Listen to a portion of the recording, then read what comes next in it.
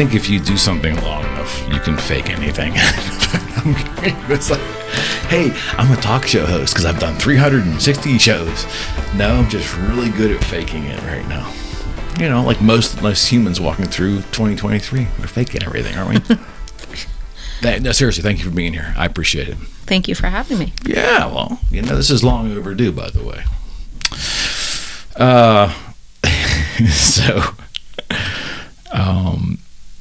You've seen enough of the shows and you've participated in the panel show. You know it's pretty much open forum here.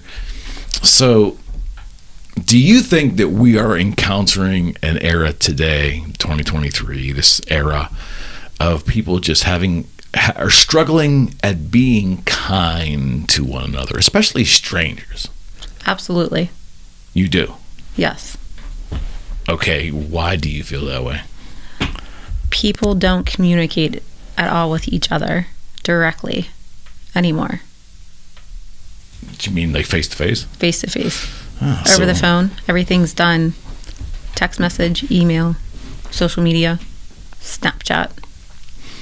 Yeah, that's kind of why we're sitting here. That's the basis, I think. Well, I think maybe podcasting grew because of that fact that we just don't look people in the eye and talk anymore. Mm-hmm. Do you, as a rule of thumb, do you make time during your life to still go meet your friends for coffee or to go out and have any kind of social, on a regular basis, social events where you're actually physically together and conversing? Is that still an important part of your life? Absolutely. Okay, I'd probably say I do too, but I think we're probably in the minority. Yeah. I wouldn't know what to do without my friends, and I'm lucky enough to have a really core group of people who I love and I adore, and if I don't have a babysitter, my kids are with me. I mean, we bring our kids a lot of places, and I would say a couple times a month. I like to call them my people. Well, the kids are definitely our people. Well, if we're not if we're not able to have like a babysitter, just adult time, and it's somewhere where my kids could go, I bring them with me. Do you see? Sometimes I think we're in a society where it's a slow burn. Like nothing generally happens overnight. Things evolve, and then all of a sudden you wake up one day and like, holy shit. I think that's what happened during the pandemic when people were slowed down for a period of time. They were forced to slow down. They looked around and go, man, our life is pretty weird. You know, and then it got weirder after that. I think, though, it wasn't like that for everybody. Okay. So some people continue to get together and do things and have fun and live their best lives. Mm-hmm. And others kind of just, hunkered in and was terrified. So it played off to the personality type. Correct. And what you believed, your beliefs at that time and the fear that you had. I lived my best life.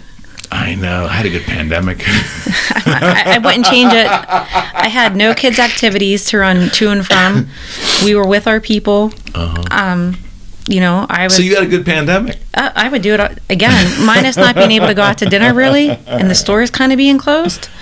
But other than that, it was kind of like a frat party. We were all hanging out and, ordering pizza because that's the only thing you could order. And that's whenever TikTok got really good. Tiger King. And that's when TikTok got good. We were trying to learn our best TikToks. And, I felt it was great. Yeah. Do you ever feel unsettled by how coarse and gruff those in society tend to be on just casual, meetings and so forth? Do you ever sit and think about it? Like, wow, people are just kind of like fucking ignorant. Well, yeah, people are rude all the time. I mean, people are just downright rude and don't use manners and don't say excuse me and aren't polite. Is it a slow burn, or do you think it's been accelerated the last couple of years? Definitely accelerated. You think? People don't have any patience anymore. Okay. Yeah. Is that social media related, do you think? Absolutely. I mean, social media is great for a lot of things, but it's been horrible for communication and for our society and how we interact with one another. And it's like a drug, though, isn't it? Absolutely. It's a fucking drug. I could sit and scroll and watch the same train wreck over and over again. It's like a drug, but with the same respect. people could sit there and say the meanest, nastiest things to strangers that they don't even know on some random post that Southwest Airlines posted. Because they think they're safe doing it. You know? I mean, or whatever the post may be. Like, people are just keyboard warriors. Yeah, I think the web always had a version of that. It seemed like it gave muscles to those who, really, may have not had it before, but it's on steroids now. And I'm guilty of sitting back and just scrolling and reading it and just being like, Jesus Christ. Like, I know, but we feed into it, even if we're doing it for comical reasons. Yes, absolutely. Guilty. There's, I don't post much, but I certainly read an awful lot. Yeah, so Rocco always tells us, or when I pose this question to Rocco, he has a different view than I. My view is that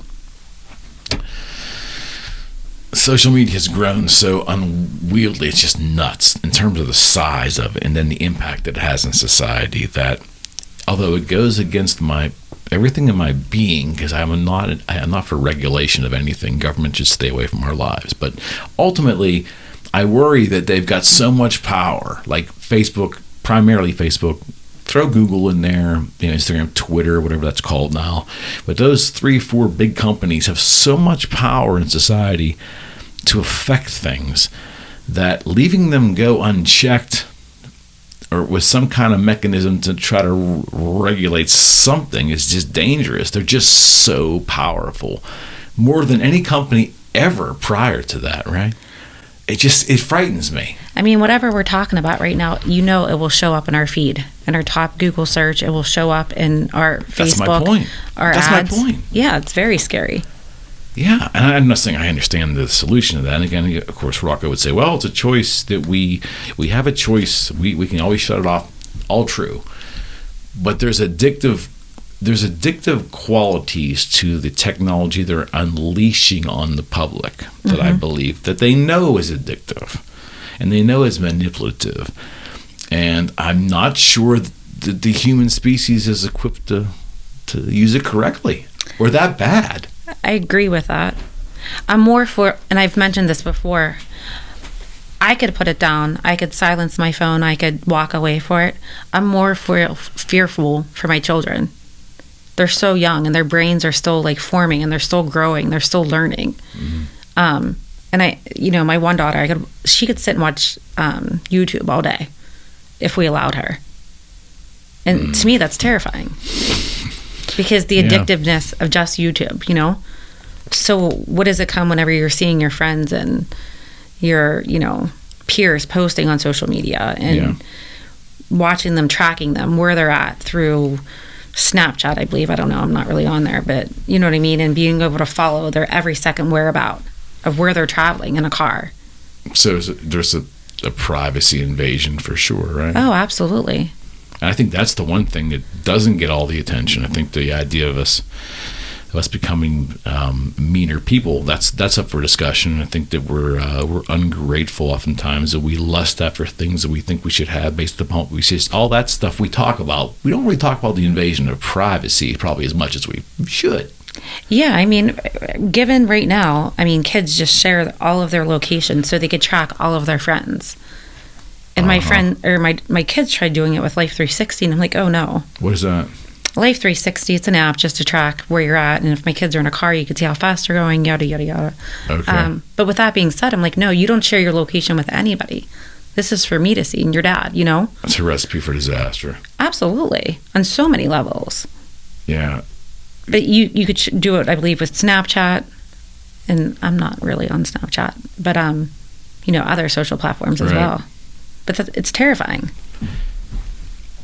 So I don't understand this. So I'm always talking to folks that have young kids. Currently, my children are, out of high school and in the college.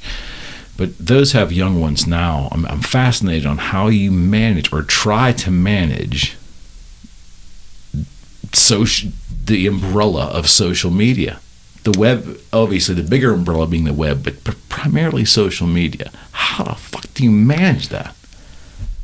My girls are 10. The twins are 10 and 11. So right now they're not allowed to be on social media. We have that Bark app installed on their phone. What is that? So it tracks anything that you're watching. I get alerts. It's called Bark? Bark. Okay. Anything that's disturbing in any of their text messages, any pictures, it will come up. That's good. Correct. So they're Is it working? It is. Okay. I have not seen a nasty text message come through. And I can't even tell you how long. Okay. Because I'm like, you realize, I They see. know. They know. They should. Yeah. Yeah. Kids should at that age, right? Yeah, but social media, we're not there. I try to limit YouTube, and I block the app, but they found it on the browser. So, but I could still monitor all the videos that are coming through. Yeah. Through the Bark app, which is better than nothing. Yeah. But we're not there with social media. I don't think that they're mature enough to handle it emotionally. So, do you think these companies have a social responsibility because of the unique position they're in to design a product that's so encompassing and entrenched in society like nothing else? I mean, when we were younger, especially me, the big companies were IBM and Exxon, and they were big conglomerates, and some of them still are, but they didn't have their fingertips into our lives. Mm-hmm. Yeah, we pumped gas and we were succumbed to their price setting and all that stuff, but they weren't entrenched in our visual everyday. They just didn't have their fingers in us like these current companies, Facebook and Twitter and Google and Apple. I mean, do you feel like there should be... Oh, it's a tough one because the pushback is strong against it, and I understand, but should there be some kind of social responsibility to keep, especially the children, safe? You would think, but I mean, you don't see any big campaigns or push. I don't see how it's healthy for, like, so you can use Instagram, what, if you're 13 and over now? Is that what it is? Correct. I see stuff. How's that work? I thank God every day that there wasn't social media whenever I was in high school or whenever I was a 20-something-year-old. Could you imagine what I would have been posting? Like my nights out at the club.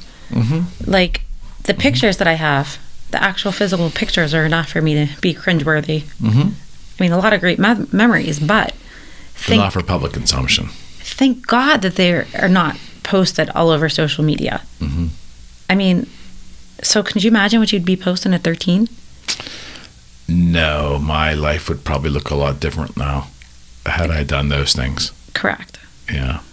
Yeah, I guess every generation can say, hey, well, you know, when I was a kid, I got away with a lot of stuff. I get it, but especially the last 20 years with the proliferation of all this social media and this media in general, like it really puts these kids in a situation that one bad decision can really leave a mark potentially on their life for a long time. Yeah. My husband works he's a police officer, and I've heard the stories. I don't want to make our kids or allow our kids or give them the opportunity, I should say, mm-hmm. to become a statistic. Mm-hmm. Yeah, that's, I got lucky just by the timing of everything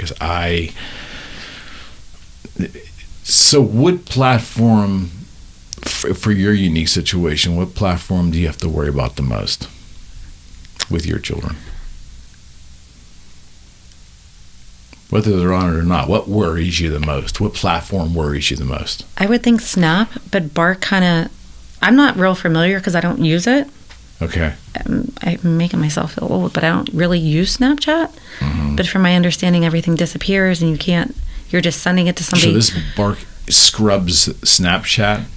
I believe so, yeah. It should, but they think that they're sending something privately. But then, you could take the screenshots, you could videos. Do they know when someone screenshots? Like if I believe so, yeah. Okay, so some mechanism where the sender does know it was screenshot then. Yeah, I would think. I mean, all of it makes me worry. I don't know. Maybe I'm just being a mother hen. So, now I'm going to feel old, but I remember my son was born in 2001. By then I was well entrenched in the web and doing commerce on the web. And for all the reasons that I was so happy about the web, it hit me when he was born. I remember holding him and he was a little one. there's no mechanism in place to keep pornography away from this kid as he gets older. I remember saying this to myself very clearly.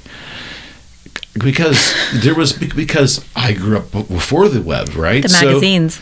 Well, that was the only real way, unless, someone's uncle had some beta tapes or VHS tapes of pornography. There's no real way that it was instantly accessible. I mean, you had to kind of work an angle if you were in pursuit of that stuff, right?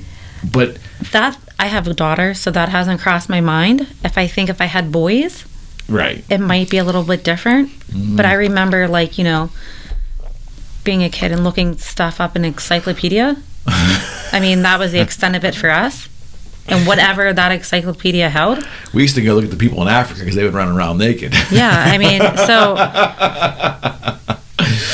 I'm more afraid of them being coerced or asked to send pictures than porn.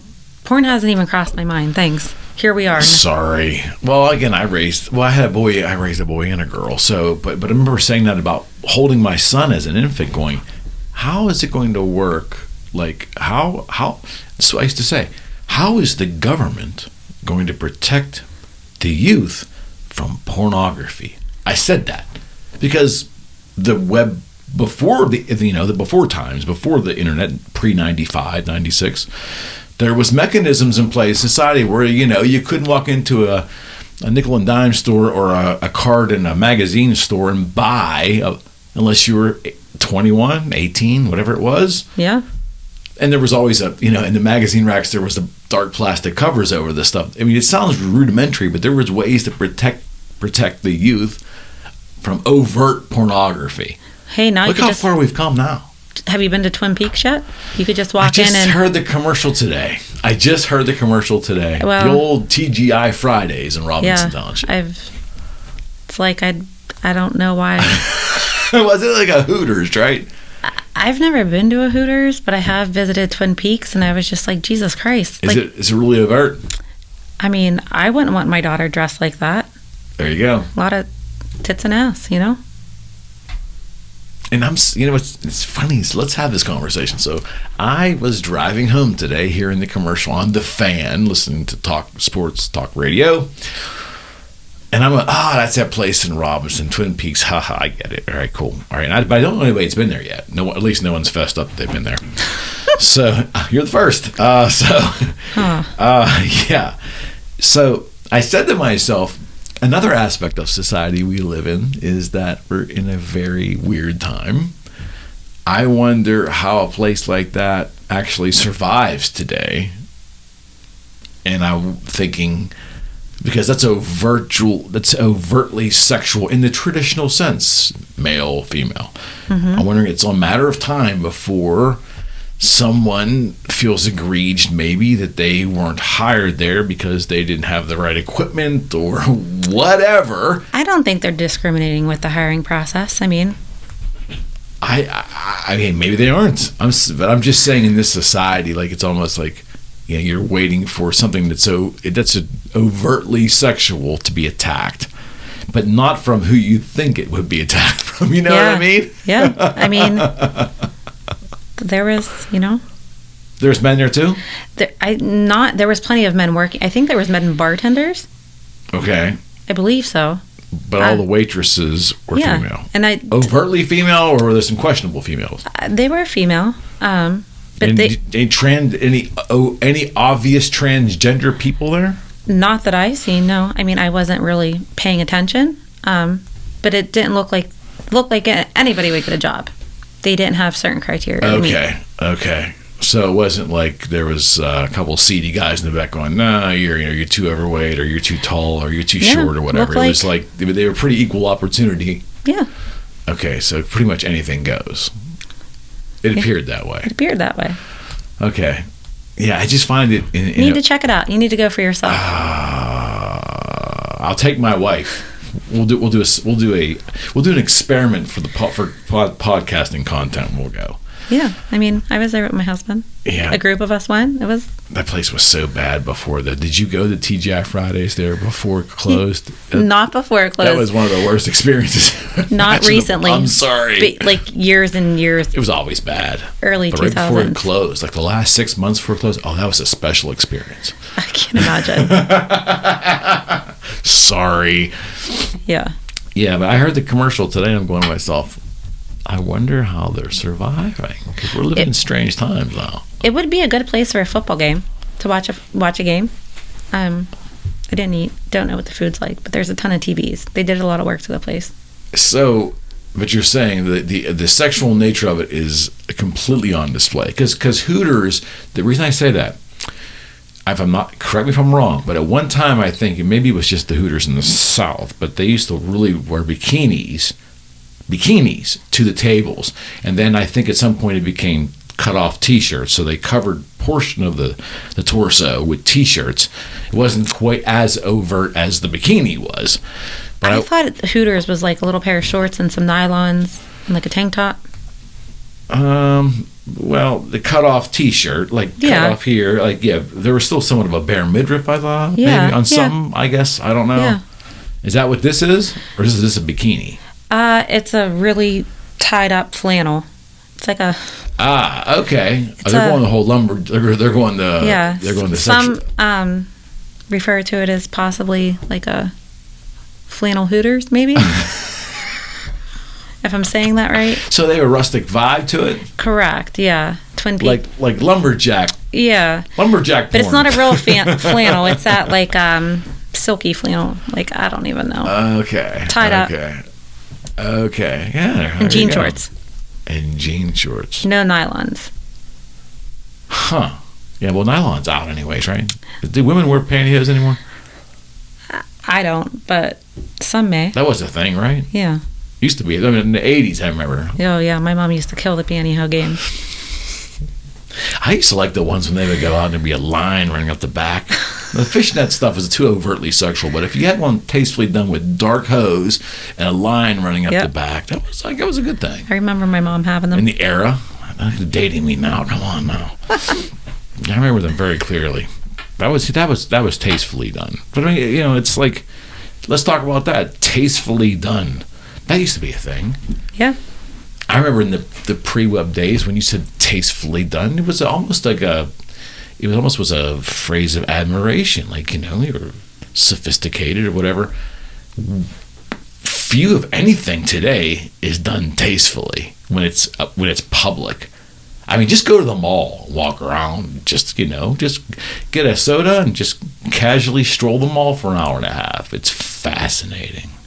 Fascinating. Love to people watch. Especially now because the shopping with Black Friday coming up. Mm-hmm. I mean, tastefully done. When's the last time you used that phrase? Probably in your lifetime. Think about it. The concept of tastefully done. Probably never. That was a thing. Yeah. We used to use that as a pretty strong part of our vernacular. Tastefully done. I don't. Do we have any shame? Not anymore, I don't think. I mean, anything goes. Really? I mean, not for me personally. Yeah, but your observation of society is that it's just wide open. Yep.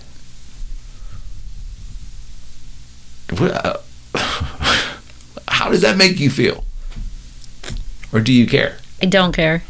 To each is their own. Okay. Yeah, I have to watch on this podcast because, I'm almost 60. I don't feel 60. I don't live like I'm 60. 60 was a bunch of old people in my past, right? But I know where I've been. The tapestry of my life provides enough volume of experience to have a basis of how I got here.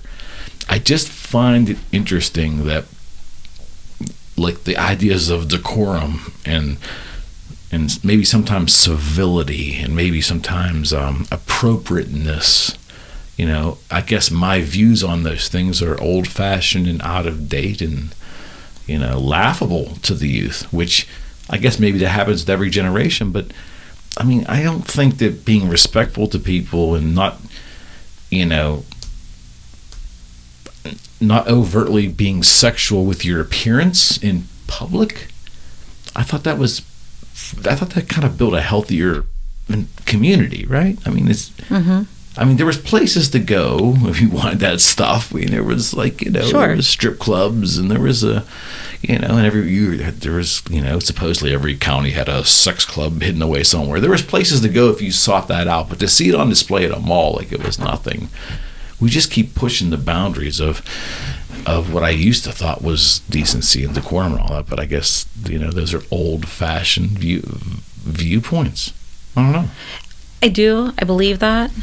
I feel like I said, I mentioned so many times, like my dad, he had 3 daughters, and the way he raised us, my parents, we were put on a pedestal, and you weren't ever supposed to dress like that, and you weren't ever, I remember coming in from swimming, and he's like, go upstairs and change. You're not just sitting here with your bathing suit on for no reason. I mean, that was just the way that I was raised, and I hold a lot of that even now, even with the way my kids dress. I'm like, you are not leaving the house in this. Yeah.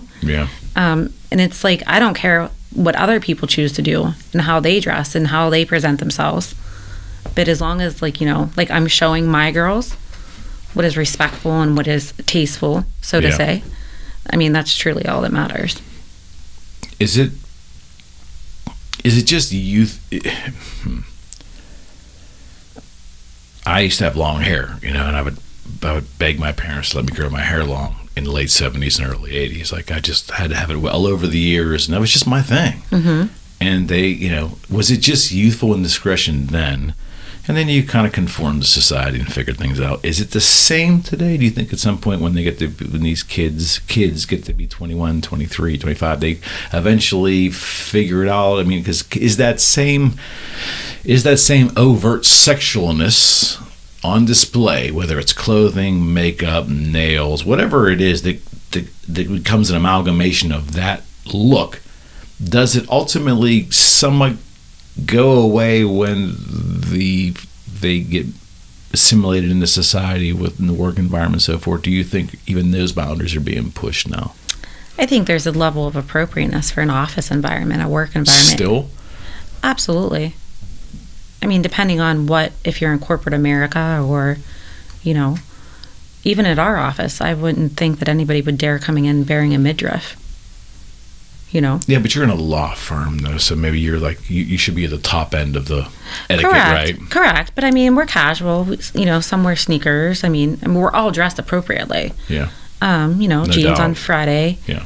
But with that being said, I don't think... It depends if your workplace would accept that. So if you go to Twin Peaks, you're going to bear a midriff, obviously. That's part of the costume, right? Correct.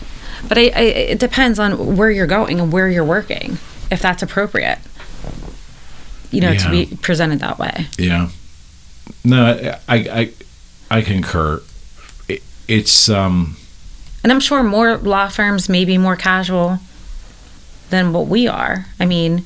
Rocco really sets the bar high there. Mm-hmm. I mean, Rocco dresses very nice, And I'm sure if Rocco didn't want to dress nice, and that wasn't something that was meaningful or important to him, sure, he would set the bar for the rest of the associates. 100%. Oh, it trickles down for sure. I mean, correct. Absolutely right. So if he was like a Dockers kind of dude, which couldn't see that, but...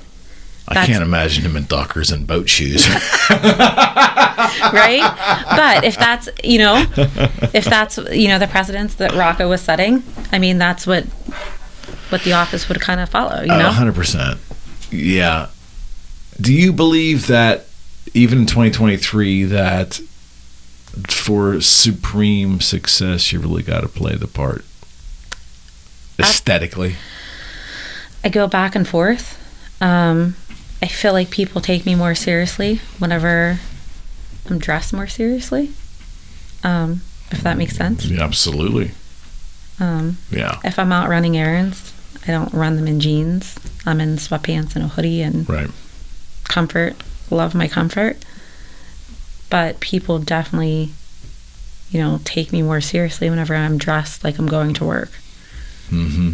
So if I'm dressed like a bum, are you going to take me seriously in a law office? I don't know. But do you think that our society's changing in any of that? I would think the younger generations, absolutely. Okay.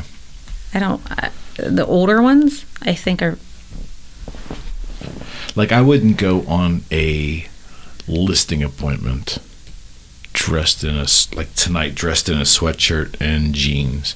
Once I got an established relationship with the client and we're viewing houses, in a pinch, if I have to run and show them a last minute, I'll say, hey, I'm not in my dress attire. Just, you know, I'm coming here. I'll be a little casual.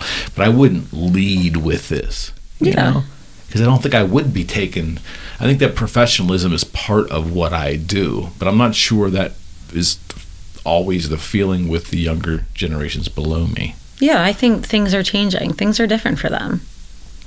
For whatever reason. I mean, it's just, you know, remember whenever you used to interview for a job, they got a handwritten thank you. Mm-hmm. You know, most times we don't even get an email thank you anymore.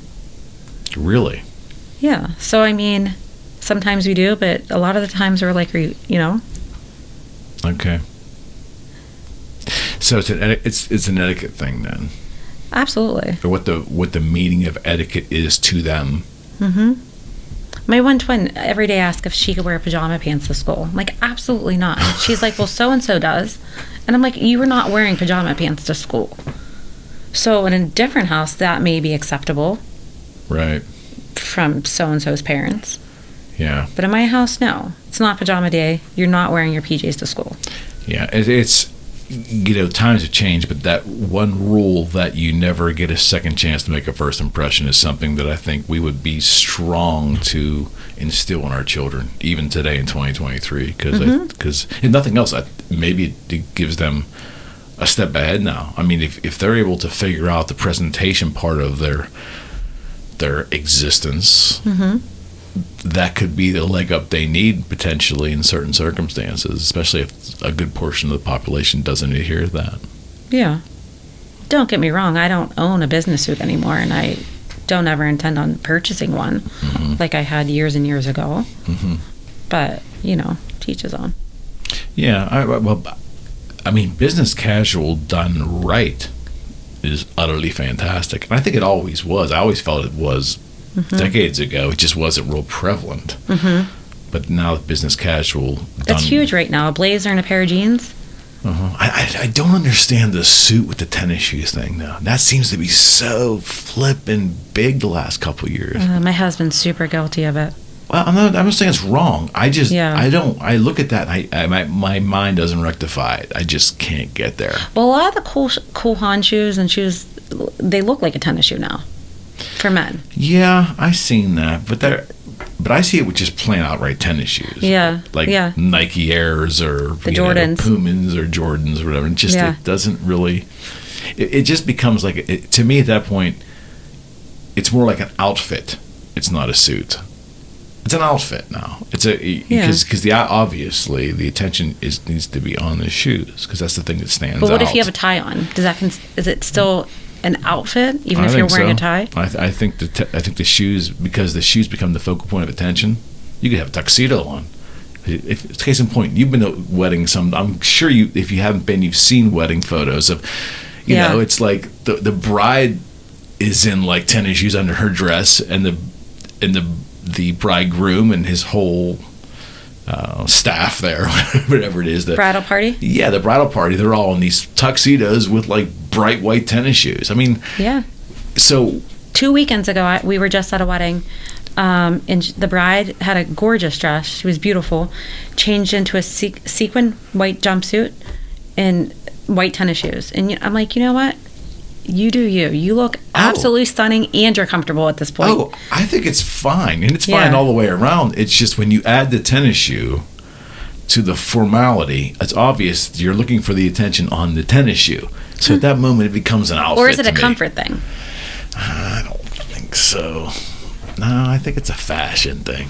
I don't know. I would wear tennis shoes any day over a set of heels. Shoes. I'm wearing them now. I wear them on some when I show houses once in a while.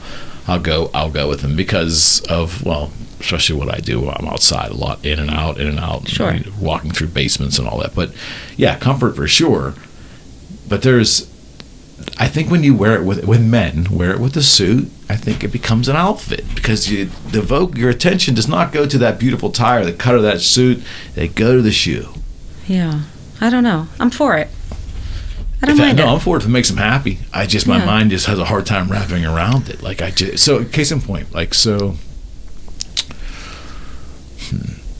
if I saw a group of men at a conference, all physically fit and properly groomed, and I saw like three all with great suits, but three had white or various kinds of tennis shoes, and the other ones had great sharp dress shoes. The ones with the dress shoes to me looked like a complete finished professional product. I would be, as long as the tennis shoes are clean. That is absolutely prerequisite, yes. So I don't, I'm like a big stickler. You have to have, I scrub tennis shoes all the time in my house. You can't leave the house with dirty tennis shoes. Yeah, that's the thing. So as long as the tennis shoes are clean and presentable with the suit. Yeah, and again, I'm not saying it's bad. This isn't, I'm not just pushing back at the younger generation. I find it interesting and funny. I find it funny to a degree because it really rubs up against tradition when you think about it. I mean, just a guy could be wearing a $3,000 suit there, and he's got a $100 pair of tennis shoes, which are white, and he's got a dark gray suit on, and it's like, so I mean, the starkness, the contrast. The eyes go to the shoe. The shoe looks out of place intentionally. So the shoe becomes the spotlight, not the suit. Yeah. And I think that's done intentionally, which is a shame because we both have a friend that does some unbelievable suit work, David Allen, but I know that a lot of his clientele wear tennis shoes with his suits. But I think the eyes draws away from them. See, now I'm going to have to pay more attention to the Instagram photos that are posted and see what his people are wearing. You'll see a lot with tennis shoes. Yeah. Or I would say, and to the lesser degree, a lot of overtly casual shoes that still don't look traditionally matched to a suit. Yeah, it's different. Yeah. See, we go all over the place here. Love it. You knew this was going to happen. I know. Do you, on that same vibe of formality, and getting back to people, and how we interact in society, what about chivalry? I was raised with a very strict Italian family in the 70s where chivalry was, if we didn't exude chivalry even in our early teens and we weren't picking up on what we should be doing, we were corrected.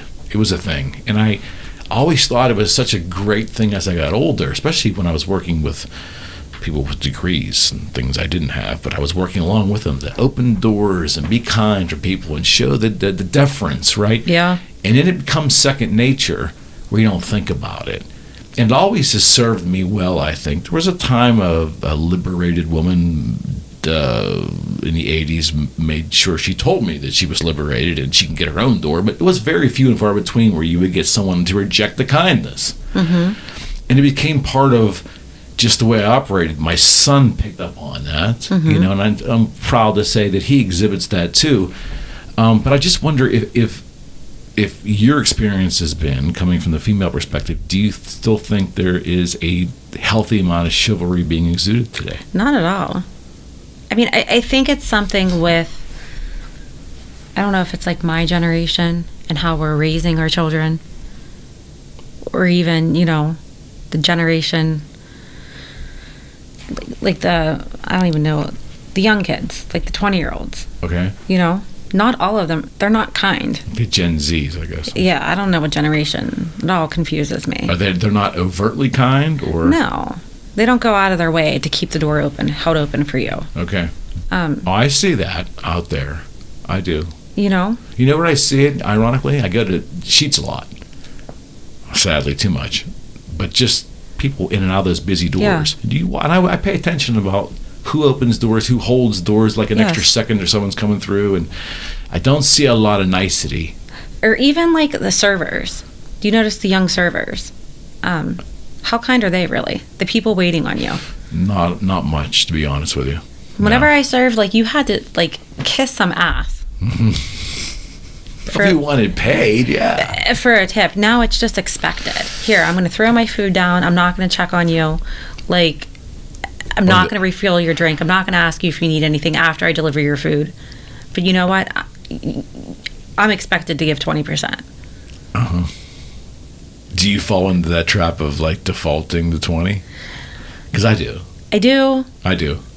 Even my Uber driver. I almost got killed 3 times the other day. Saturday night. I would have been better off. He should pay you.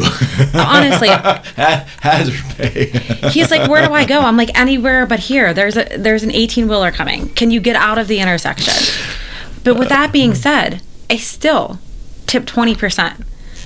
I left him a bad review about safety because he almost literally killed us 3 times. Yeah. I mean, it was bad. I would have been better off drinking a 30-pack and driving home myself, which I don't do. Yeah, that's pretty bad. I don't drink and drive. I mean, that's pretty bad. Yeah. That's why we Ubered. But I tipped him. I tipped him the standard 20% just because you provided me a service. And I can say that because I do the same damn thing. But the entitlement. Yeah. But you're not kind.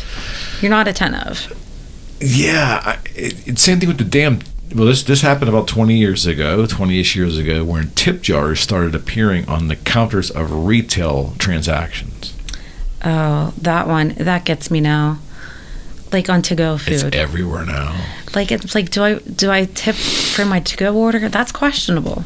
I quit going to Panera 8 or 9 years ago, and it's a shame because my kids and I loved it. Panera is so overly priced. Yeah, they loved it though. We thought the food was relatively healthy, and I would pick them up after school and take them there. It was the thing. But I quit going only because, not even the pricing being of a rage, it's that the server, before they went to a self-checkout arrangement, which I hear they do now, the server would ring your crap up and then spin the thing around and say, okay, you can complete it online, and they stand there and they looked at you.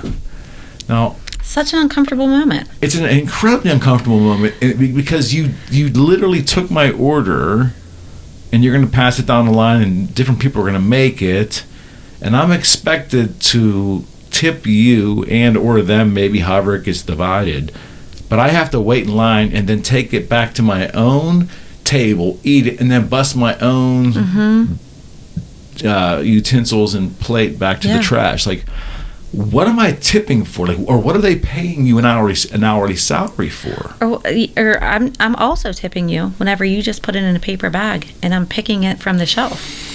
Yes. And half the times the things that I ordered are not in that bag. Well, yeah, I think. Yeah, that's a phenomenon to me that I am very surprised that the major food companies permitted that to happen. I think Starbucks maybe started the trend. I don't know, but it seemed to eventually proliferate just about everywhere. Yeah.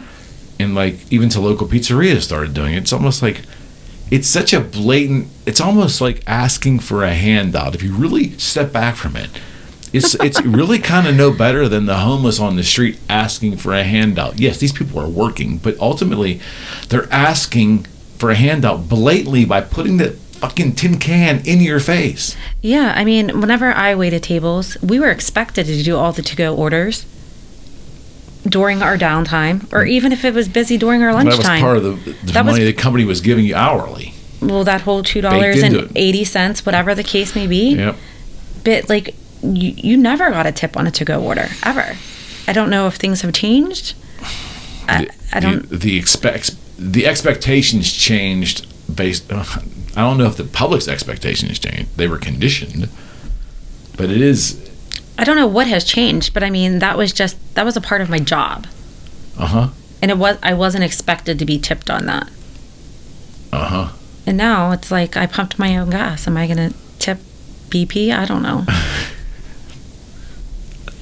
Yeah, I intentionally. I'm embarrassed to say it. I intentionally quit going to Panera.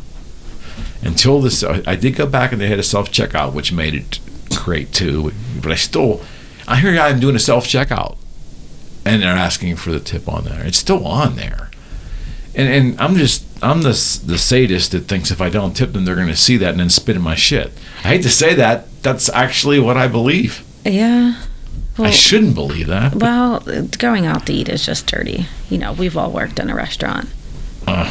We've all seen it. And yet we still do it. Yeah. We know the potential. Absolutely. To get our shit really fucked up is there. Absolutely. But we kind of like hope that the beer takes the edge off. We don't think about it. We consume it, drink some more, and hopefully it naturally processes the next day and we don't get sick. That's actually what we're hoping for. We actually, we like to go to Nashville, and we go as much as we can. And one of the inside jokes is we don't ever order food from Tootsie's. Like, have you been to Nashville? Like, would you? I have been to Nashville, but I'm not familiar with that spot. Tootsie's, it's right on the main drag. No, Tootsie's is, I think, one of the staples. Okay. It's like purple. The Orchid Lounge. Yeah. Okay, I think I know what you're referring to. They have the rooftop bar. It's like in the first block. Rooftop bars. If you're looking down the street, it's on the left side. Okay. It's like the third bar in. So when you go in, there's an appearance of it being dirty. Yeah. The kitchen's dirty. We're eating anywhere but Tootsie's. I mean. Do you remember the Del Kid? I have a great story about Del Kid. We used to go all the time, my husband and I, prior to us being married. I ordered the same thing all the time. He did. And Phyllis, the one... Tell us what it was. What was the order? He always got a little kid. And I always got an egg sandwich. Okay. No snot. Like, our legs... So, Phyllis, I don't know if you remember Phyllis. I think so. Older lady, big mole on her face. Oh, I think, yep. Kind of heavy set, Phyllis. Yep. Placed my order with Phyllis. We were on first name basis, And Phyllis came over and said, "Look, honey, your egg's perfect," and proceeded to poke my dippy egg. And at that point, I mean, would you want Phyllis touching your food? Absolutely not. No. But I just looked and I was like, you know what? But I just ate it. But you knew where you were. I knew where I was. I knew that it was Phyllis. And everybody was, when they got there, was probably smashed. Out of their mind. And I said, you know what? Like, I'm not going to send it back because who even knows what was going on back there? The 8-egg omelet. That's what kept them coming back. They'd make you an omelet. I think the standard was 6, but you get up at 8 eggs. Is that what you used to get? Yeah, and hash browns. And I'm not proud to say this, but the times I would go and it would take inebriation to get me in the door. A friend of mine he always talks about, he went there on closing night, the last night of the Del Kid, and he has an original omelet pan from the Del Kid. I mean, he still talks. We just had this conversation probably like 2 months ago. I just don't know how they survived all the Allegheny County health inspections. I was always surprised. Like, did they have a C sticker? What did they have on there? I don't know. I was never in there sober. Well, I don't think anybody was. I think that's how they got away with it. Well, they were open in the mornings for breakfast. Starving, right? I think they had a lot of delivery people that would have odd hours would show, and it was a staple.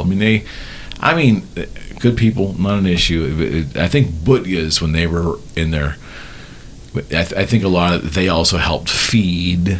These are Robinson Township establishments by our Pittsburgh airport. Yeah, but I mean, Butya's was a fun time too. Yeah, I used to play softball there at Butya's. Oh, really? For the co-ed league. Okay. Yeah, it's just one of those neighborhood. You can say neighborhood. Yeah, absolutely. Hot spots but its popularity grew beyond the neighborhood. But when you went, it's like when you went there, it's like your neighborhood bar. You go there, you know everybody. Theoretically, you know the staff. There's a level of comfort, and you're willing to tolerate sometimes bad service, sometimes once in a while rude behavior. You're willing. There's a level of acceptance of the surroundings, but it seems like now you're expected to accept the worst service, shitty service, mean behavior, and it is what it is. They really don't care if you complain or not. I mean, really, they just don't care. And I don't go to fast food restaurants very often, but once in a while with my family and someone wants something, I'll go in and get a diet soda, and I will pick at their fries once in a while. But I've seen some of the most horrendous behavior imaginable at places like McDonald's or Wendy's.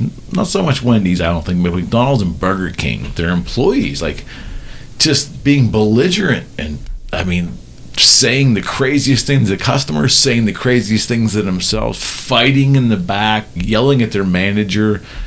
I've gone into fast food places where there's just no staff around. You're like sitting at the counter, you're like, hello, and there's just nobody to be found. I mean, like, how do these companies operate? Well, you drive down 60 and it's like they're starting at whatever, $18 an hour, possibly a sign-on bonus. You're getting a free bus pass at some of the places. Are you kidding me? A free bus pass? Yeah. I mean, have you drove down 60 at all? And read the signs? 65 or 60? 60. Right there in Robinson. No. Yeah. Signs, you mean like on the, where they put like the specials, they're actually advertising for help? Yeah. Yeah, it's just, I know if it doesn't work out for me at the office, I could always fall back on McDonald's. Whenever I was 15, I worked at McDonald's. Could fall back. Go straighten some shit out there for sure.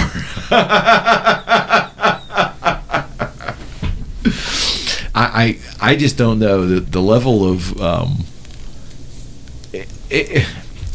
look, I'm sure we've all been at Walmart in a period of time where you're in line and you'll see some just crazy shit in front of you, like, you know, person there with like, you know, an $800 phone and being belligerent and, you know, with a wig on her head, and then she whips out, has all this shit, and she whips out like an EBT card. I mean, we've seen all that. We've all seen that. I can't. But we've all seen that. But I can't. It's ridiculous. There needs to be reform. I mean, it's not okay. We've all experienced it. It's not okay. I mean, I've paid attention to what's in the cards. Like, the snacks are not okay. It's not okay with the people selling their EB, whatever it is, the points on their card, whatever, you know, there's people that sell that for a discounted price. Yeah. Well, you can, the most egregious thing is when you go to the grocery store and you will see someone load up they have the best snacks. How about they get the best cuts of meat? Not only that, that blows my mind. Sarah's chocolate. I mean, Sarah's chocolate, they have like a Louis Vuitton purse, and you know, whenever I was a child growing up, you know, my parents worked extremely hard to provide for us, but there was times, you know, my dad worked construction, that, you know, that we had to be on food stamps. It was embarrassing. Certainly. I was mortified that, you know, like I remember like my mom having to check out and I would intentionally walk away. They were like the colored money things. I remember well. I have my own experience with it. I get it. You know, and I'm grateful. I'm so grateful and blessed for the life that I had and the way that I grew up. I wouldn't change anything. I wouldn't change anything about it. But I was mortified. And now, nobody cares. No. Nobody cares. And some would say that's a great thing. And I get that argument too. It's a great thing? Well, that they think that there's no shame. Do you see what I mean? Like, it's like, again... Maybe if there was shame, you would be working harder to change it. Well, that in the big picture, 100%. And that's where I was going with it earlier, like in terms of we don't seem to have shame anymore. People are going to fall on hard times and they're going to need help. I understand it's a that. Safety net. Correct. I understand that. People probably can't save like they used to. People live paycheck to paycheck. I understand that, you know. But that's not to be meant to be a lifestyle. Somebody could, somebody could lose their spouse that was the breadwinner and didn't have the right, you know, things in place, insurances. Right. Somebody could come ill and have you know what I mean? I understand all of that, but it's not meant to be a lifestyle. No, for years and years. And I would venture to say some of them celebrate it and some of them actually flaunt it. I mean, to me, if you're going to be dressed with all this designer stuff and being kind of rude and obnoxious as you're going through the checkout, I mean, to me, you're just flaunting it. You're flaunting the abuse. You fall off a roof, you get hurt, you can't go to work. That's what that's there for. 100%. You know? 100%. But not for years, not for... I just, and those things irritate the shit out of me. Sorry, it gets me all fired up. No, but I think it gets most people fired up. My thing, what really fires me up too, is just the blatant disrespect that is how we treat each other, whether we're waiting in line, whether we're maneuvering through aisles in a store, things I overhear when I hear it, attendants for certain departments working with a potential customer and how that customer is treating them and talking to them. It's just, holy crap, man. I mean, like, you know, is it really that hard to be nice? And I will say this. I got a lot of people that gave me great advice when I was younger. Didn't take much of it, but the ones I did, the simplest advice I had gotten one time that was the best advice was, look, just be nice to people. Even when you don't want to, just make it your default mechanism to be nice. If you do that enough, your life will go more smoothly. I'm like, yeah, whatever. But I adopted it early on, just to, you know, take the benefit of the doubt, smile. And most of the jobs I've ever had, Mia, is like, especially what I do now for real estate, it's like my number one job is to be nice to people first. Absolutely. That's it. And then from there, they will then be disarmed and hopefully understand that we're coming from a place of like kindness. Then I can bring what I bring to the table. But none of that gets to happen if I'm not a nice person. I mean, it's like the easiest you think. It would be the easiest thing to internalize. But I don't know if society's broken. I don't know if we got too many broken souls out there, or too many, like Rocco would say, we got too many lazy souls out there, lazy thinkers out there. I just don't know. Something's going on. We were just talking about this the other day, and like, you could be as attractive as you want to be, but if you're like an ugly, unkind, an unkind person, if you're not kind, you're just ugly. Mm-hmm.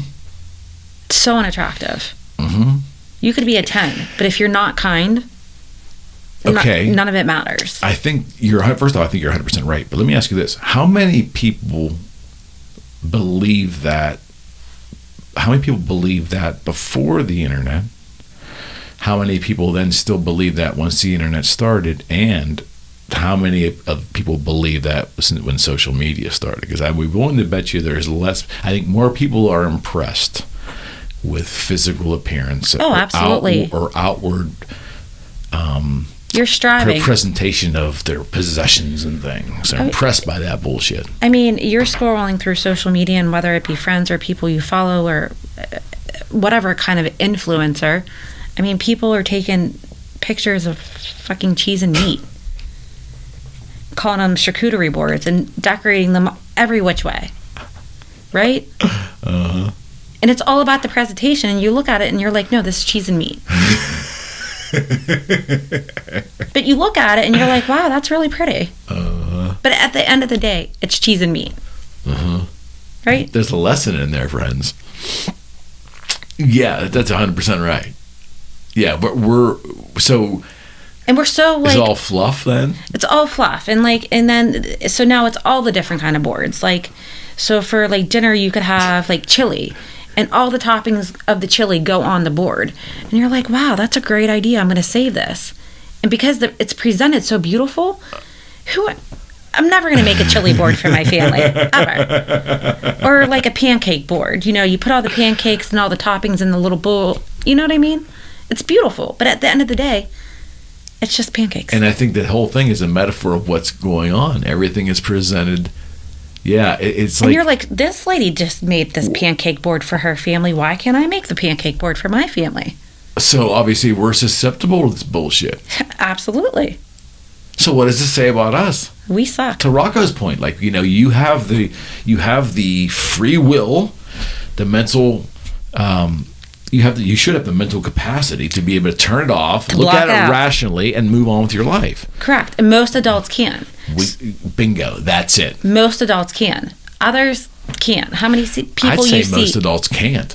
Well, how many people do you see, you know, I did a thing today? Do you really care what their thing is? No. It's like, this is not, you know... We laugh all the time. You're not setting up a trailer for a movie. Correct. You know, teasing anybody. I did a thing that, well, did you take a shit? Like, what did you do? Like, does everybody, your 600 of your closest friends need to know exactly what thing you did today? It's laughable. But you know what? We all look. And then, you know what? We're going to be kind and we're going to give them a like. you know?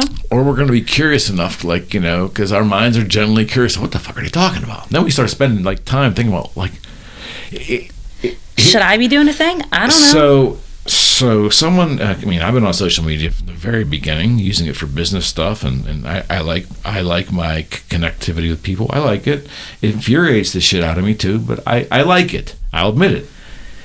But it's interesting that, like, I just told my wife this. I said, if I had not been an entrepreneur, if I had just been working a 9 to 5, and if I wasn't in real estate and I just was a straight 9 to 5 job in sales or something, I guarantee you I probably might still have a Facebook account, but I would be on it once a week.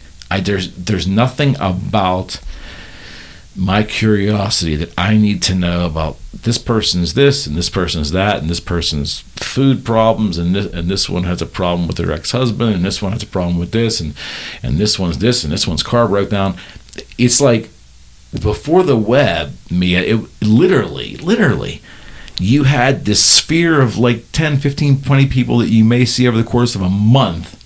You may have like a finite small amount of conversations and only so many things presented to you to consider whether they're important or not. Now you're confronted by everybody's thing all the time and you're constantly on like having to filter what's important to have the next question on, what's important, what do I have to dismiss this, is this important, is she actually saying that she has a medical problem, I need to be concerned about that? Like, it's too much. I would agree. I mean, my husband, you know, judges me all the time, but by 9 o'clock at night, I'm done. I don't want to talk. I'm just mentally done. Between work, kids, all the emails, I'm done. I've seen a little bit on social media, but like I am mentally done. It's exhausting. It is. And I'm not saying I don't even spend a lot of time on there. Yeah. But just everything else, all the activities, all the junk mail you're getting through your email. I mean, just everything. It's all day long, grades ping on my phone for the kids. Like, just everything's just being thrown at you. Like, yeah. By 9 o'clock, I don't have anything left to give. Yeah, and you're at that age where your children are still young too. And I remember 4 or 5 years ago when I started 7, 8 years ago, I started real estate, and the first thing they told me was, "Oh, you must be involved in social media, and you need this and need this because that's where the rest of the agents are." Mm-hmm. And I had already been on it trying to salvage the last years of my online guitar business because eBay had kind of floundered, and Facebook, I was selling guitars on Facebook for free. It was great. So I was already on there. Yeah. No problem. I'll just transition right to being a real estate agent. I'm already on there.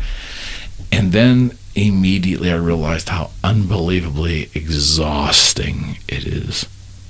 Exhausting. Well, if content, what's too personal, what's not too personal, how much of my real life do I show? And then we started this podcast. And it's like, with no intentions to monetize it, but still, people started digging it. Okay, well, I'm gonna throw more out there. And then all of a sudden it becomes a 3, 4, 6-headed monster. Sure. And now here I am, you know, at the age I'm at now, looking at it all, like, but now there's no real way at where I'm at now to really shut it off without a complete lifestyle change and move to something different. I'm so entrenched. It's like, and it's hard to manage. You hire people, but then the posts aren't authentic. You know, it's like, but I'm not alone. What I'm saying is that how many people like myself, entrepreneurs that are literally sucked in to the void and can't get out. Yeah. I follow a lot of realtors online, friends that have come into, you know, real estate, and that's what they're doing now. And the post, I'm like, it's like one is better than the other, and trying to keep up with it. And that's why I don't do it anymore. I hate to say that, but I don't use it much for real estate because I could go through my feed right now, and it would be probably the majority of real estate. Because I feel like it's always a solicitation. It's like I love sharing stuff about this show because I'm not trying to sell anybody. We grew legs here. I have no idea how. Rocco, I talk about this all the time. We don't really know what happened, but like 4 years ago, people started digging, and the fan of the show, people that dig what we're doing, it just slowly grew, both audio and video. So I figured we'll just run with it because it's there. But I have more fun with that because I'm not trying to sell them anything. And most of the referrals I get from real estate come from friends, connections, but I never go out intently trying to sell them anything. Yeah. But it's still cumbersome because you need to let the society know this is what I am without trying to. Very organic. You try to be. But then how do you gauge that? I would know if I'm being authentic or not. But is it coming across as I'm being a salesperson? It really. It's a tough manage for me. I think about it a lot. I think you're doing a great job. You think? Well, I could use that once in a while. Yeah. No, but I just don't want to be like early on in the web. Immediately, I learned this thing called spam, and it was a big problem. Like in the early parts of the web with spam emails and things. It's still a problem. I never wanted to have Boogie Street or my name associated with anything spam related. I never had a customer list at Boogie Street email. I never harvested data. Now, a lot of people would say, oh, you're crazy not to do that. But I just figured if I build enough loyalty through my customer base and these online forums and things, they'll grow it for me. Yeah. And they did. But I am so opposed to spamming or mass emailing anybody. I've never done it, and I won't do it. Maybe it's my own financial detriment, but I just don't. So you don't do any newsletters? No. I mean, I'm probably not optimizing my revenue potential, but I'm comfortable, and I can live with myself because the spam thing was so poorly. It left such a bad taste in my mouth early on. I don't think I ever got over it. I mean, does anyone really like spam? It depends. Depends who's sending it. So I would be inclined to read your newsletter. I'd be interested into what you had to say. Yeah, maybe. It has to be done right, though. Yeah. I would say, the way when you folks do marketing, you harvest your client base and people that your firm has interacted with. I get that. When I mean spam, I mean because I get solicited with mailing lists all the time. They want to send me a mailing list of all potential buyers. Like, how do they know who's going to buy in 2 years? How do they know that? They're lying to me. Well, that would be spam. Yeah, I can't do that. Yeah, that would just be spam. But from clients and and like I said, because this was never a monetary thing, we never really got too involved with it. But if somebody has actually volunteered and joined the mailing list, I can absolutely see the value of that, especially for any business. Yeah, I wouldn't be buying a email list. I mean, that's just. Yeah, and that's what goes on, though. I know. You would know. You probably solicited that for the law firm all the time. We do. We don't ever purchase. I get those in my inbox or whatever, sometimes, but just in past, Yeah. There's nothing kind about that in a way. You think about kindness, like randomly filling strangers' email boxes with shit. You might eventually hit a nugget there, but what's the cost though? Or even remember telemarketing. How big isn't it the same thing? One of my jobs in college was telemarketing to refinance mortgages, and we would do a paid list. They would give us a paid list, and we would call. And boy, I mean, it was easy. It was 4 hours. Got paid under the table, like $15 an hour, but still. Did you like it? No. I mean, no. No one likes to have the word no given to them, right? I mean, us humans just generally don't like that. Well, we called, left a message if you didn't answer. We did schedule appointments, to refinance.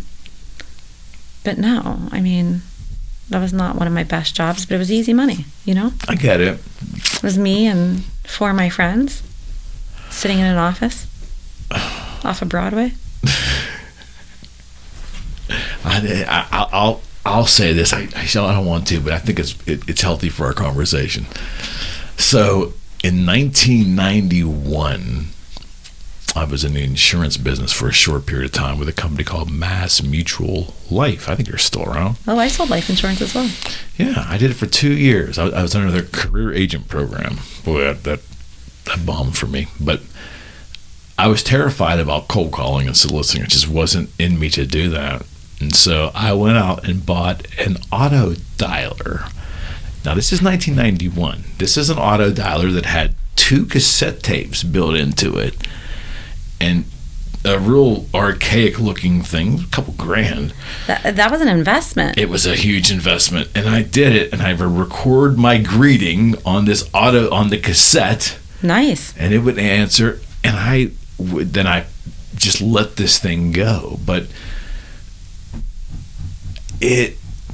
how do I say this?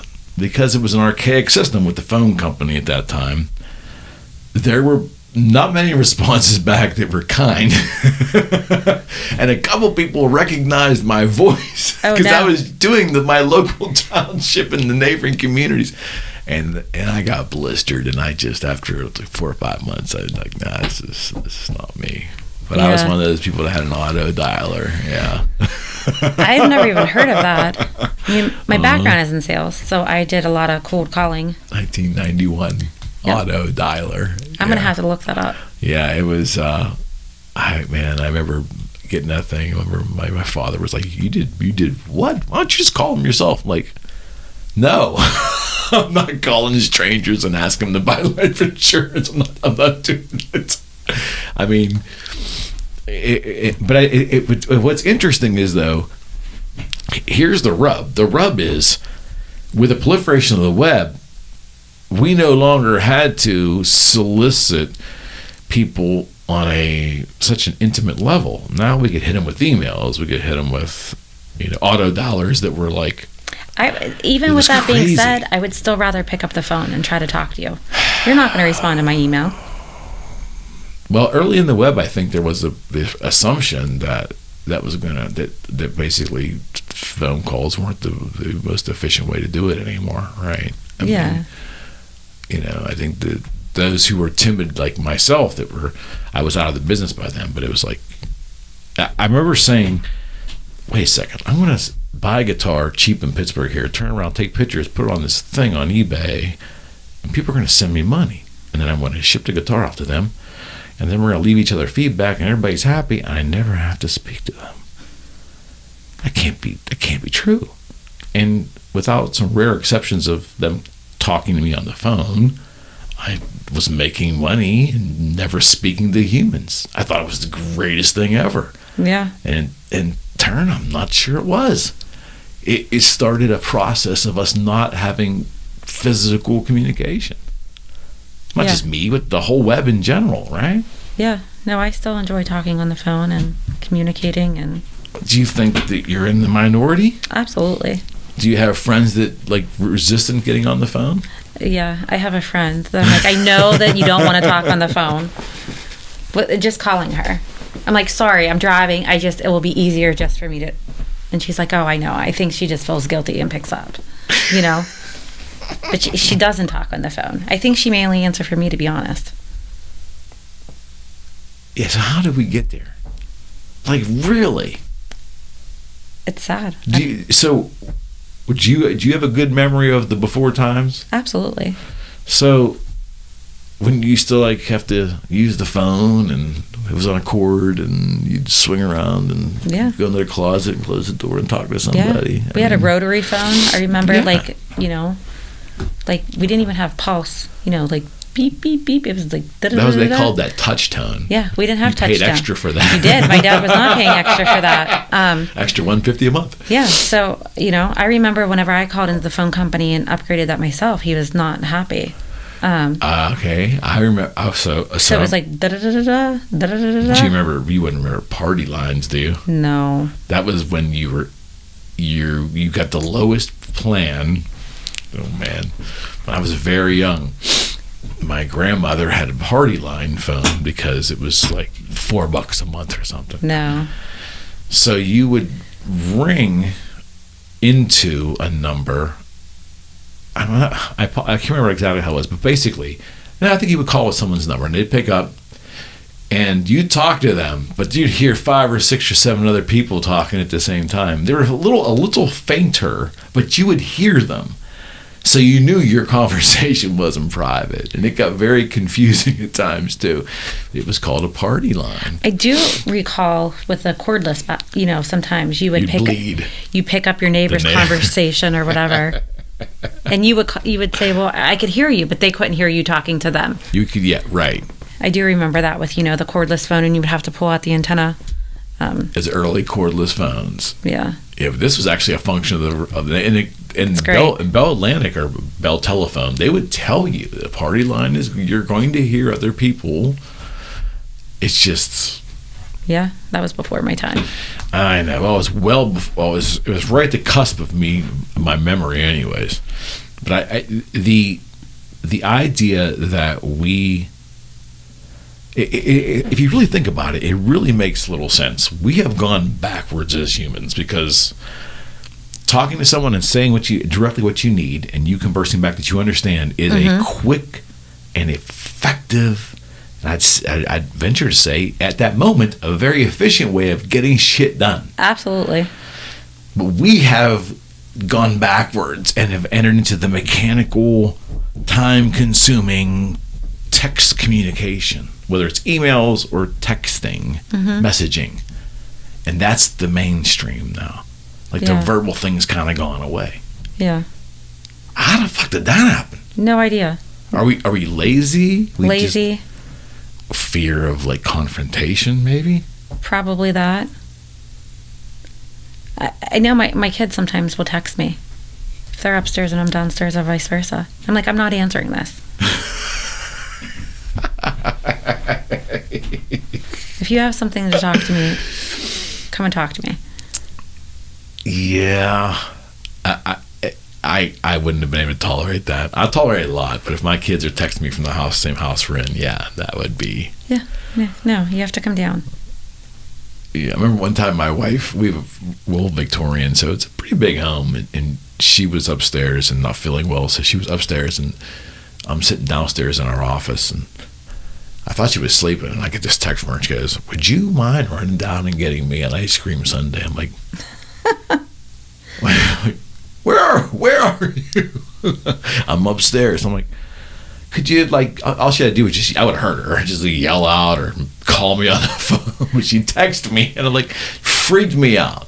Just completely freaked me out that someone in my own vicinity was texting. Sometimes I am guilty of that. My husband's always on the move, doesn't sit still, and especially during the summertime, I have no idea where he's at. He could be inside, outside. He's always working on something. Okay.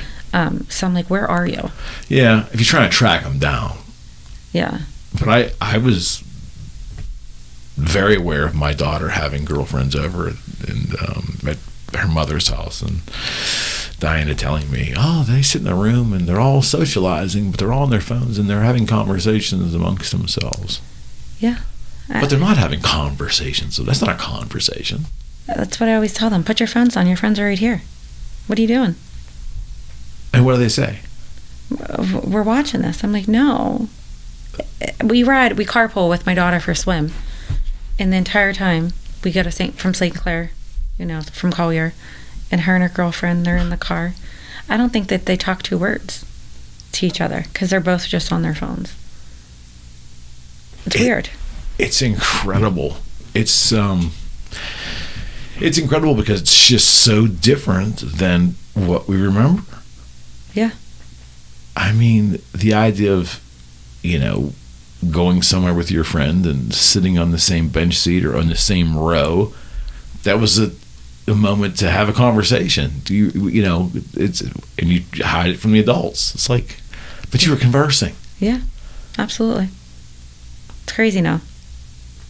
Do you think Gates, or you think Steve Jobs, when he invented the iPhone, that he could have possibly have understood how it was going to change society? No. How dependent we become on him? No. I always say, like, going back to a flip phone, how incredible that would be. Or whenever you used to travel internationally, and this wasn't too long ago, I remember, like, getting on that flight, and that was it. You had no communication for the entire length of your trip. You didn't have the internet, the free internet, to check your phone or whatever. And even my daughter was a baby, and we were in Aruba, and I remember having to go to like the cafe, the internet cafe, to check, my email or whatever, and my Facebook. Like, so that wasn't too long ago, 11 years ago. No, it's. But now, if you have your iPhone and you're connected to the internet, we were on a cruise and I was able to FaceTime and talk, and that would have never happened years ago. Man, it's so true, and it's almost like I don't like it. It's not. No, it's almost like you don't get a break. It's like you're across the street. Yeah. I mean, we're too tethered, I think. Yeah. And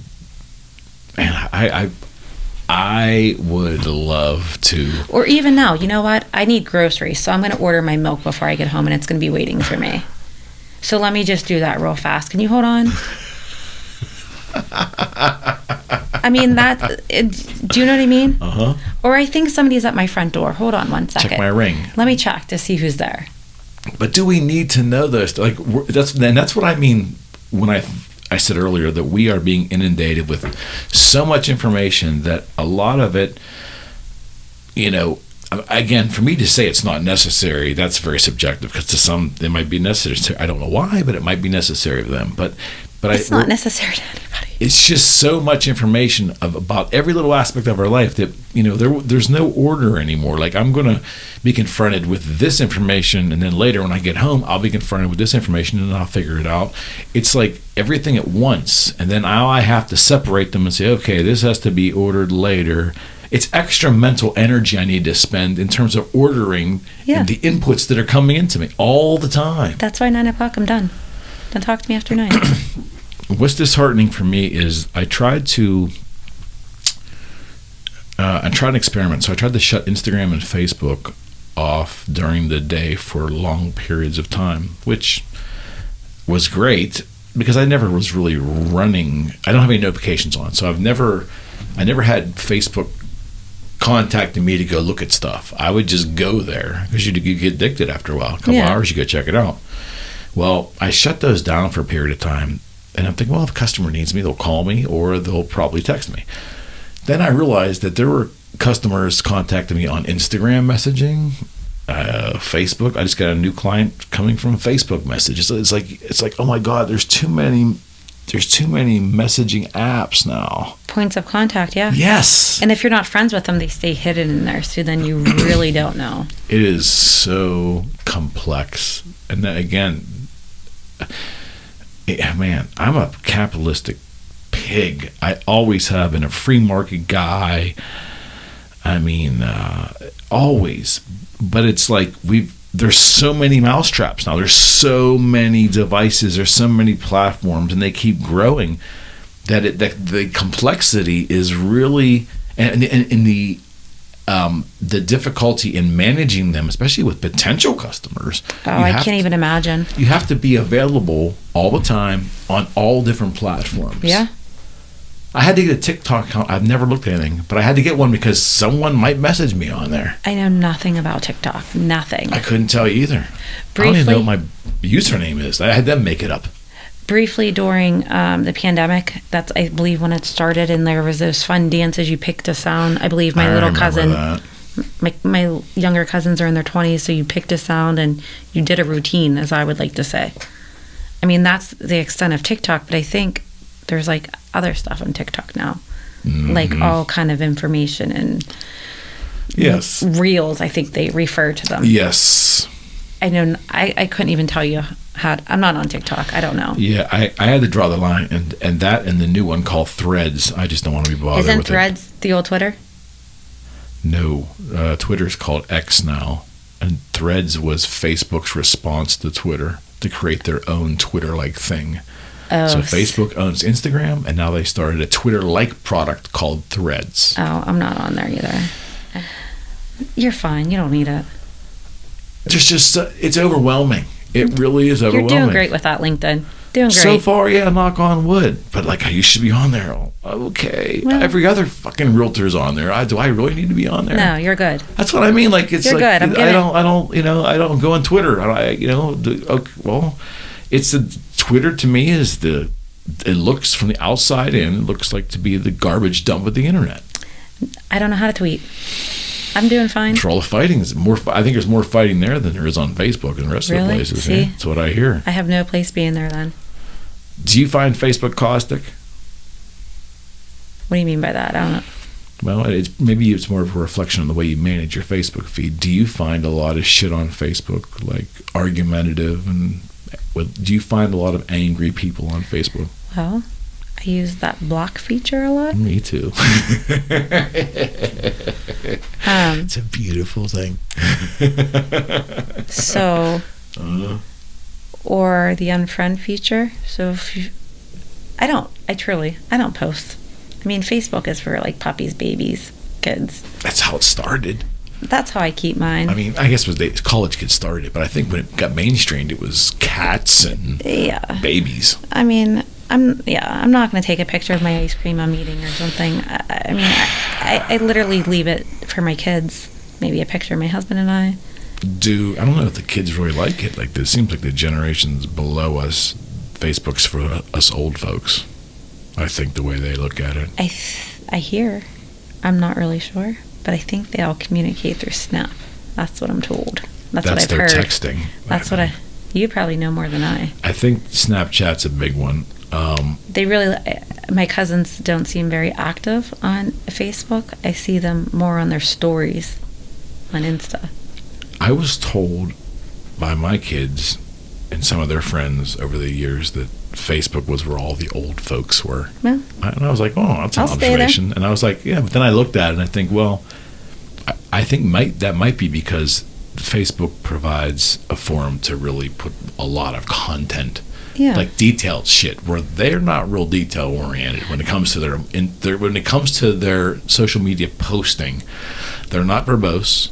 They're not real detail oriented, or there's not a lot of depth in their posting. It's more a visual thing, I think. Correct. Them. I'll stay there with the old people then. I have no real use to with the younger people. Are they soft? Yes. I never get like bombs thrown at us now, but I mean, it's just, do you feel they're soft? Yes. And I'm just as guilty for making my kids soft. I mean, me too. You know, you always want better for your kids and you want to do better. Maybe I'm doing them a disservice. My daughter will be 12 in February. At her age, I was doing all of my own laundry. I was cooking my own meals. I was probably running the streets. I know I was. I mean, you know, like I was in school in the Rocks at that point. There's no buses. So... walking home. Correct. I knew what I was doing at that age. Mm-hmm. I don't want her to take out anything out of the microwave because I don't want her to drop it on her and her get burned. Yeah. God forbid. I get it. Doing a full load of laundry from start to finish. They do fold their laundry. Unloading the dishwasher. Like, I don't want you to get hurt. You know, I'm making them soft. We did it, and I did too. And Rocco, I think in talking with him, he conveys that. Everyone that's been on here. Here, I'll pour this. I don't want you to spill it. Yeah, guilty. You got to let go at some point. And it's hard. Rocco tells me all the time. Well, ask Laura if he's completely letting go too. Because, I mean, I say that with love. I just think we all know what's right to do, but don't look too close. As Jim Rohn would say, you know, listen to my words. Don't look too close. Yeah, I mean, we're all making the same mistakes. Yeah, you want better for them, and you want to do better. And okay, so that's always the guys, right? Because I would always say, well, you know, I did all this I wanted a better life for them than I had. Not that I had a bad life, but you always want better for your kids. And then when they got to be 16, 17, 18 years old, I would step back and go, yeah, but I mean, there was nothing wrong with the way I was raised, you know? No, but like coming home harder, but I don't think it was necessarily harder. Well, there was. I mean, my kids went from nothing at this point. Like, we were lucky that we had what we had, and I was grateful. Mm-hmm. Looking back, I know I went without, but during that time, I never felt like I went without. Exactly. Exactly. I mean, we didn't go on vacation. We didn't. You know. Right. We didn't have everything. You know. Now my kids, you know, they have their global entry. They have their passports. They could maneuver through an airport through TSA pre-check and know exactly what to do. Mm-hmm. You know? It's crazy. Yeah. But then the guys are wanting more for our kids than we had, and we really think about it. Yeah, and it's not their fault. It's not, because it's obviously the way we chose to raise them. But I think we simply came home from school to an empty house. Both of my parents worked. Latchkey kid. Yeah. I mean, so now, like... And you didn't burn the house down? Well, almost. There was a few close calls. But, you know what I mean? You build character. But, you know, like, I want to be there when my kids get home from school. I don't want them sitting in an empty house by themselves, you know? Yeah. I get it. No, I get it. I think, yeah, what you're saying is it's all done out of love and consideration for your children, 100%. And it's virtuous for that reason alone. I just don't think that we're not doing them any service. It hasn't improved their character. No.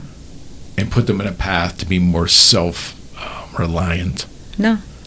You know, and that's where... Starting tomorrow, it's going to change in the Arlet house. They're going to hate me. I'm sorry. Watch out, kids. The free ride is over. Yeah. Nah, I'm right there with you, too. I worry about them not being prepared. Now, my son has started his first real quote-unquote career job, and he's doing magnificent, and I think he's holding his own. But I did worry that both of my children were going to come out and the real world was going to smack them in the face. And, you know, to my knowledge, it really kind of hasn't happened that way, so my fears have been avoided to this point. But you do worry about them not being emotionally prepared for some things too, because I won't use the word coddled, but,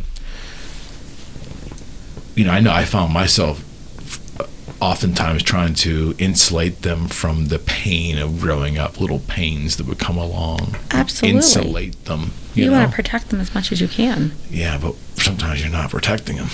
I know. That's the hard part. Yeah, unfortunately, as we all know, parenting doesn't come with a manual, and probably our parents I know my mom has said the same thing. We didn't get the manual. We didn't get the handbook. You know, I did the best that I could, which my mom's incredible. She truly did, you know, but you don't get the manual. And, you know, this pre-tween stuff, you know, 3 girls in the house, I'm not sure how I'm going to survive. Our parents weren't raised with the internet either. Yeah. So there's a level of complexity for parents today with social media that generation didn't have. Yeah. But I think as long as you try to still, you know, instill those same values that our parents instilled in us, that you're going to set them up for success and give them that structure. So even with the internet they're going to know the difference between right and wrong. You know? Yes. That's what one could hope. That's what I'm going to hope. Yes. And you're going to teach them kindness and respect for others and empathy and all of those important things.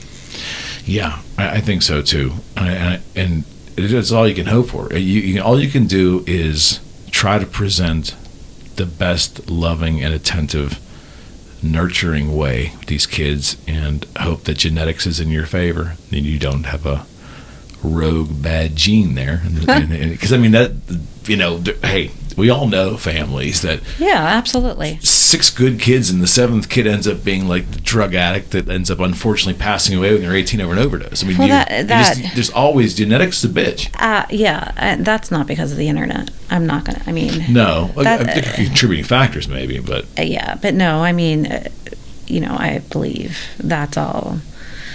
Unfortunately, it's a disease. You know, no doubt. You could be the best parent, and unfortunately, I know that wholeheartedly. Drugs, you know, they don't discriminate. No, they don't.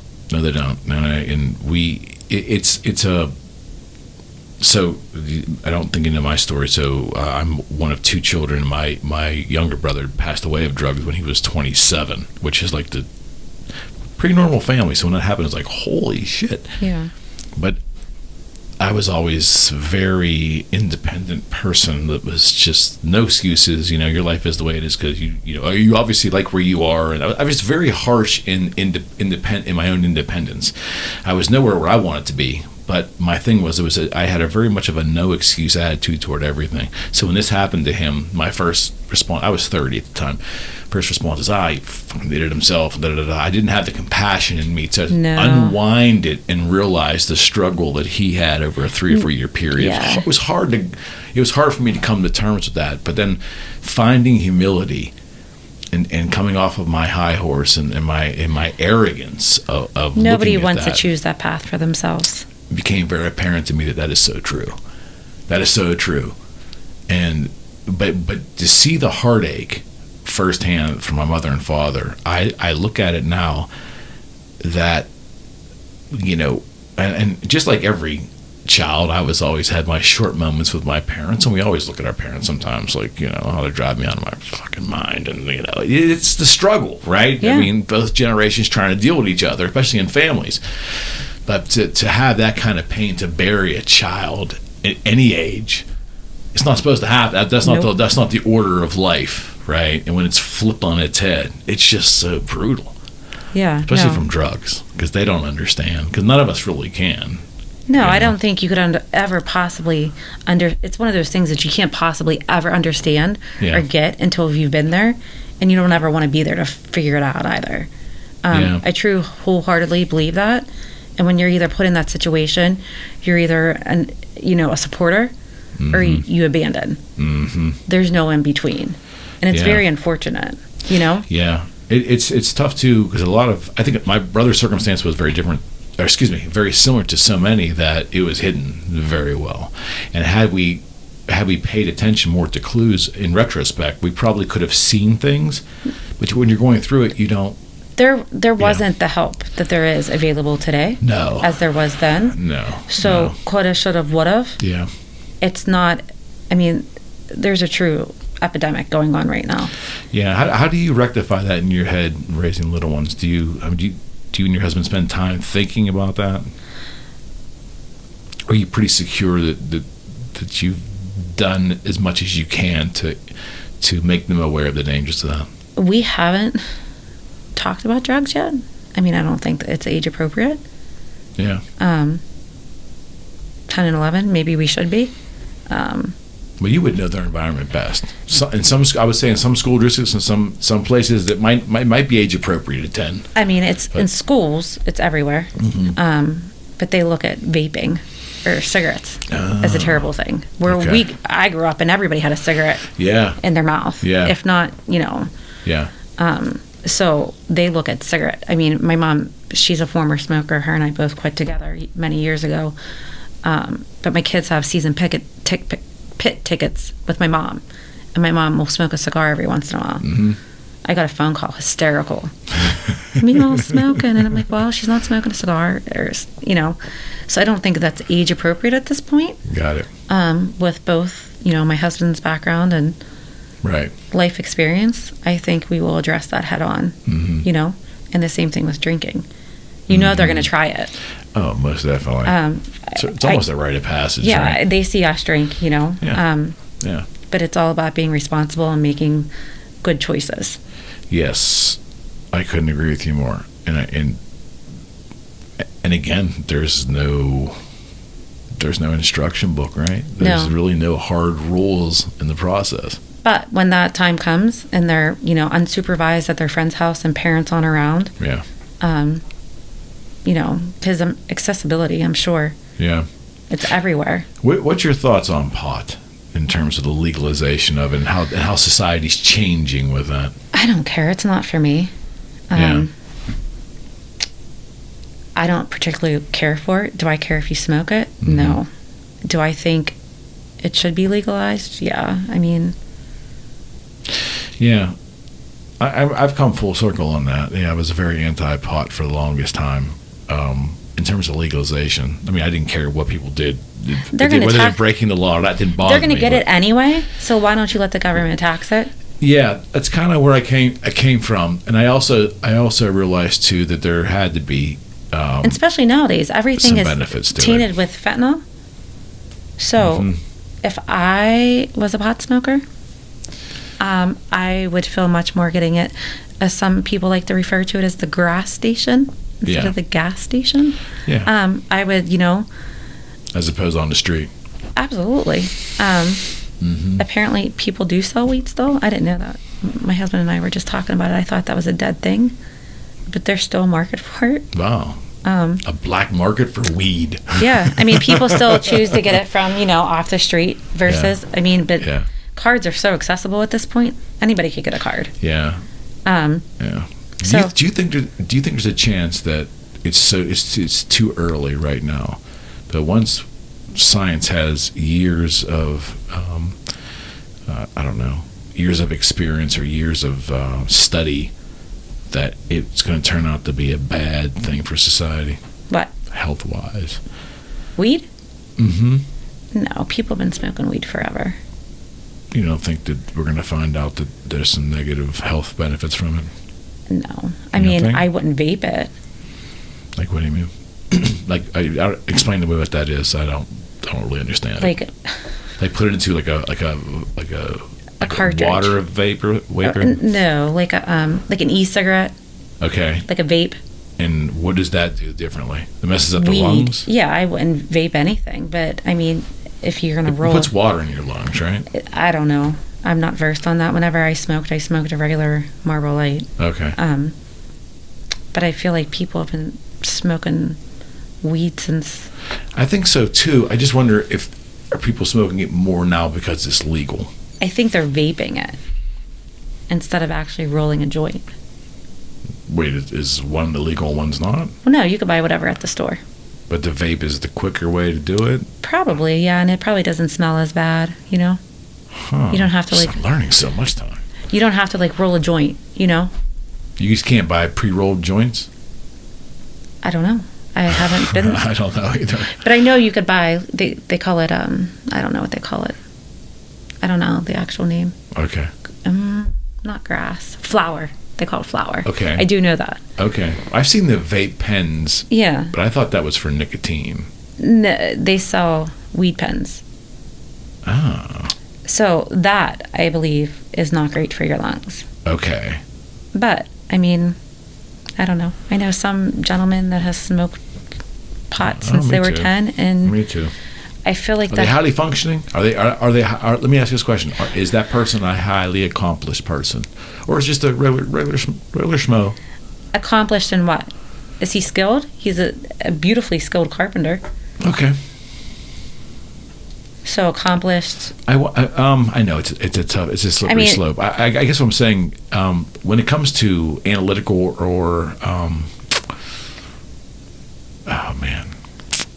when it comes to analytical things, I have sciences, engineering, or are they more like blue collar? Blue collar in terms of what goes into those jobs mentally. I would say blue collar, but with that being said, we are lacking blue collar. Oh no, I think you can make a shit ton of money in blue collar. I'm not saying it's bad. I'm saying because a lot of advanced thinking. I always believed that weed worked against deep thought, really, and deep contemplation. Have you ever tried analyzation, things like that? Have you ever tried to cut crown molding? It ain't easy. And get the angles right? It ain't easy. No, I understand. It's tedious. And if you could do beautiful work with that. Oh, don't get me wrong. I case in point, if you're a brain surgeon, what I want to know if my upcoming brain surgery and my surgeon is a regular smoker of marijuana. I'm guessing he probably is. He or she probably isn't. What if he had CBD for anxiety or something? I don't know. Well, that might be a medicinal. That might be an event-driven medicinal use. How about what a pothead? That's what I'm saying. But are potheads inclined to become brain surgeons? What's the odds? I don't know. That's what I'm saying. What's I don't the know. odds? I don't know any personal brain surgeons. Or nuclear physicists. Those are the sciences and mathematics and those type. An airline pilot. Do I want my airline pilot smoking weed before he takes off? I don't. Well, no, but they have very strict. Many I would hours hope. Before they're able to drink. Isn't it 8 hours or something like that? I would hope.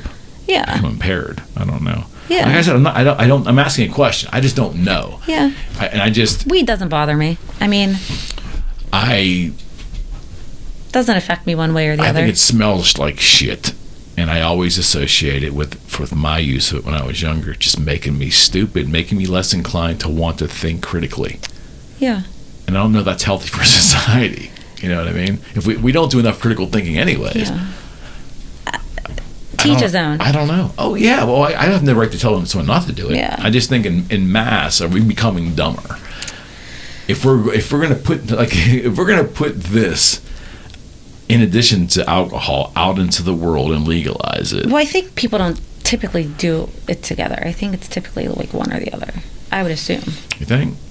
I don't know. The people that I know that like to smoke just smoke. Yeah, I guess. I don't know. It's interesting. I would love to see numbers of how much tax revenue they brought in and how that's working out, because we were promised all kinds of things when the casinos were going to be legalized in Pennsylvania, when gambling, we're going to cut into our property tax, we're going to see all kind of residual benefits for legalizing gambling in Pennsylvania. Yeah. And now what are we, 8 years in with the casinos, and maybe 5 years in with sports betting? And the last time I checked, my property taxes went up. I'm still waiting for that benefit. And now I'd like to also know where the tax revenue for cannabis is. Don't follow it. Hopefully it's going towards our roads. It's Pennsylvania, love. That's never gonna happen. That's never gonna happen. Did you have a good time? Mm-hmm. Had a blast. We need to do this more often. Absolutely. It means a lot to me to do this show. And thank you for having me. Yeah, I have 4 or 5 different shows in the next 3 months. I'm putting together panel shows. I'd like to get on a couple of those if you want to do them. Absolutely. Just give me the dates. All right, for sure. Yeah. And I want to do this again as well, too. Yeah, I'd love to. A lot more to talk about. Absolutely. All right, my friend. All right. All right, friends. We are out.